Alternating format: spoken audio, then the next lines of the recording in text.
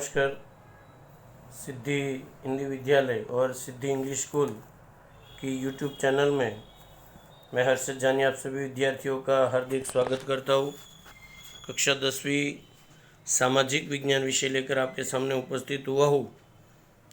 Video की शुरुआत करूँ उससे पहले सुंदर सा सुविचार कि पसीने की स्याही से जो लिखते हैं अपने इरादों को, उनके मुकद्दर के पन्ने कभी कोरे नहीं हुआ करते। और इसी सुंदर से सुविचार के साथ हम सब मिलकर 1 मिनट के लिए माता सरस्वती को याद करते हैं।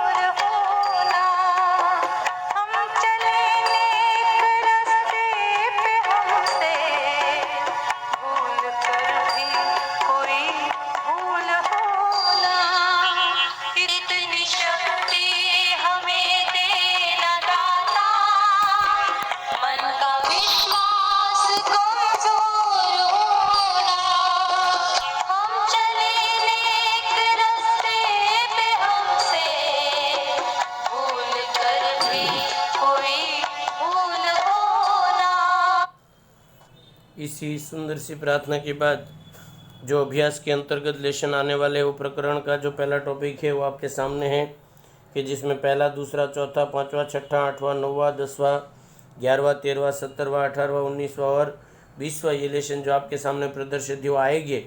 और बाजू में जो दूसरा कॉलम है वो प्रकरण आपके अभ्यासक्रम के अंतर्गत आने वाले नहीं हैं। छठा लेशन हम लोगों का चल रहा था जिसका नाम था भारत की सांस्कृतिक विरासत के स्थल। उन विरासत के अंतर्गत हमने कुछ एक मुद्दों को ऑलरेडी देख लिया था। आप लोगों को भी मालूम है कि अजंता की गुफा, इलोरा की गुफा, महाबलीपुरम, पटुतकल, खजुराहो के मंदिर, कोणार्क का सूर्य मंदिर, बृहदेश्वर का मंदिर, कुतुब मीनार, हम्पी, हुमायूं का मकबरा, आगरा का किला, ताजमहल जैसे कई मुद्दों को हमने देख लिया था। अब एक और आगे का मुद्दा मैं चालू करने जा रहा हूँ जिसका नाम है लाल किला।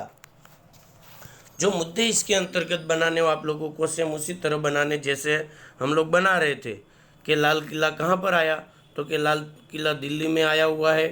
नंबर 2, किसने बनवाया, तो लाल किले का निर्माण शाहजहां ने किया था। तीसरा मुद्दा, कब किया था, तो ईस्वी सन 1638 में करवाया था। चौथा, उसकी विशेषता, ये लाल पत्थरों से तैयार किले में मतलब ये लाल पत्थरों से तैयार हुआ था इसलिए इसको लाल किला भी कहा जाता था। मतलब पहला कहाँ, दूसरा किसने, तीसरा कब, चौथा विशेषता और पांचवा जो मुद्दा है कि इसका दूसरा नाम क्या था, तो लाल किला को बहुत सारे लोग शाहजहानाबाद के नाम से भी जानते थे। और उसमें देखने लायक कौन कौन सी जगह थी आगे का मुद्दा अगर बनाने तो कि लाल किले में दीवाने आम, दीवाने खास, रंगमहल जैसी खूबसूरत इमारतें भी थी। दीवाने खास अन्य इमारतों की तुलना में अलंकृत थी, खास थी ना इसलिए वो अलंकृत थी। उसकी सजावट में सोना और चांदी जैसे कीमती पत्थरों का अद्भुत समन्वय हुआ था ऐसे लोग कहते हैं। अन्य इमारतों के अंतर्गत जो लाल किले में आई उसमें रंग महल है। रंगमहल मतलब जब भी कोई मेहमान आता था तो उसके लिए जो डांस वगैरह का प्रोग्राम होता था, नाटक का, वो रंग महल में होता था। मुमताज़ का शीश महल मतलब मुमताज़ जहाँ पर सोती थी। लाहौरी दरवाज़ा, मीना बाजार, मुगल गार्डन वगैरह वगैरह वगैरह आकर्षण के केंद्र माने जाते हैं। लाल किले की सबसे बड़ी विशेषता ये थी कि लाल किले में जहाँ पर शाहजहाँ बैठता था वो मयूरासन बनवाया था, जिसे नादिर शाह अपने साथ ईरान ले गया। मतलब पूरा का पूरा मयूरासन चांदी का था, जो नादिर शाह नाम का एक ईरानी मुगल आया था वो अपने साथ ले गया। और आज भी 15 अगस्त और 26वीं जनवरी के दिन हम लाल किले पर ध्वजारोहण का कार्य करते हैं।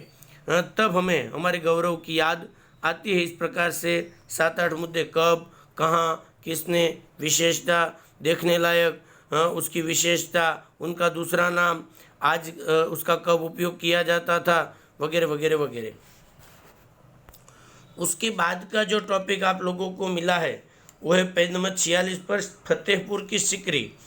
ये जो आपको चित्र दिख रहा है वो फतेहपुर की सिकरी का ही चित्र है। पहले कहाँ पर है? उत्तर प्रदेश के आगरा से 26 मील दूर फतेहपुर की सिकरी आई हुई है। दूसरा, किसने बनवाई? तो क्या अकबर ने। तीसरा, किसकी याद में बनाए? तो अकबर के गुरु का नाम था सूफी सलीम, संत सलीम चिश्ती, उनकी याद में ये, मतलब पहले आगरा उत्तर प्रदेश के फतेहपुर में आई। दूसरा, अकबर ने निर्माण करवाया। तीसरा, ये किसकी याद में बनाए? तो कि अकबर के गुरु सूफी संत सलीम चिश्ती की याद में ये शहर बनाया गया है। इसका निर्माण कार्य सन 1969 में शुरू हुआ और 1569 में चालू हुआ और 1572 तक यहाँ की इमारतें बन गई। मतलब 1569 से 1572 तक इस इमारत का निर्माण करने में समय लगा। देखने लायक जगह क्या क्या सर?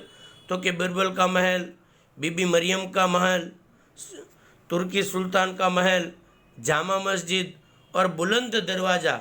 ये बुलंद दरवाज़ा की बात अगर करूँ तो बुलंद दरवाज़ा की विशेषता, बुलंद दरवाज़ा 41 मीटर चौड़ा और 50 मीटर ऊंचा है।